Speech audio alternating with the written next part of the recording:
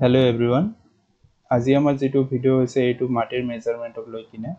বহুত সময়ত মানুহে খুদে আপোনাৰ লগত কিমান মাটি আছে কিমান কাঠা মাটি কিমান লেসা মাটি বা কিমান বিঘা মাটি আছে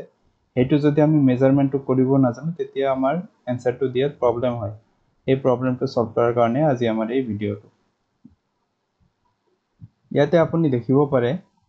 1 বিঘা মাটি মানে 5 কাঠা মাটিক বুজাইছে এটো অফিশিয়াল মেজারমেন্ট হয় অফিশিয়াল মেজারমেন্ট মানে আপনার দলিলত যেটো আছে সেই হিসাবত এই মেজারমেন্টটো লোৱা হৈছে 1 বিঘা মাটি মানে 5 কাঠা মাটি অথবা 100 লেসা মাটি তো আপনার লগত যদি 1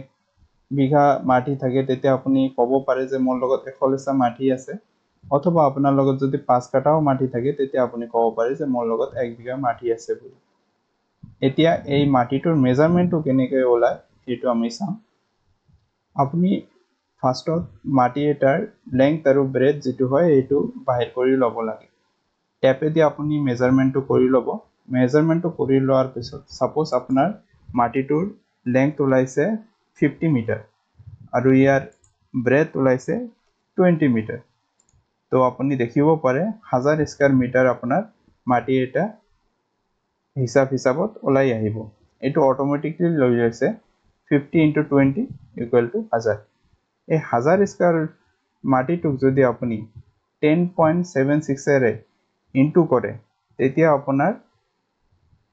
10760 স্কয়ার ফিট মাটি কালি যেটো হয় এটো ওলাই আহিব ইয়াতে যেটো মাটি হয় ইয়াৰ লগত যদি আপুনি 144 ডিভাইড দিয়ে তেতিয়া হলে আপুনি দেখিব পাৰে 74.72 লেসা যেটো হয় এটো আপোনাৰ ওলাই আহিছে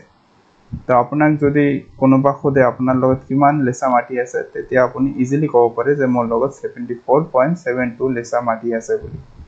আৰু হেতু নুখুদি যদি আপোনাক খুদে যে আপোনাৰ লগত কিমান কাঠা মাটি আছে তো সেই কাঠাটো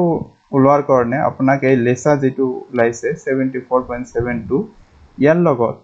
0.5 ফ্যাক্টৰ যদি ইনটু কৰি দিয়ে তেতিয়া আপোনাৰ কাঠাটো ওলাই আহিব ইয়াতে দেখিব পাৰে 3.74 এই কাঠা মাটিটো আপোনাৰ ওলাই আহিব সিমিলাৰলি কাঠাৰ খলনি যদি আপোনাক বিঘা খুদে তেতিয়া আপুনি কি কৰিব লাগিব যেটো আপোনাৰ লেসা ওলাই আহিছিল 74.72 এই 74.72 যদি আপুনি 0.01 ফ্যাক্টৰেৰে ইনটু কৰে তেতিয়া আপোনাৰ বিঘাটো অটোমেটিক্যালি ওলাই আহিব ইয়াতে দেখিব পাৰে 0.75 বিঘা মাটি মেজাৰমেন্ট যেটো আছে এটো ওলাই আহিছে তো এইটো আমাৰ এক্সেল শীট হয় ইয়াত আমি ফৰ্মুলা হিসাবত কমপ্লিট মেজাৰমেন্টৰ এটা শীট এটা বনাইছো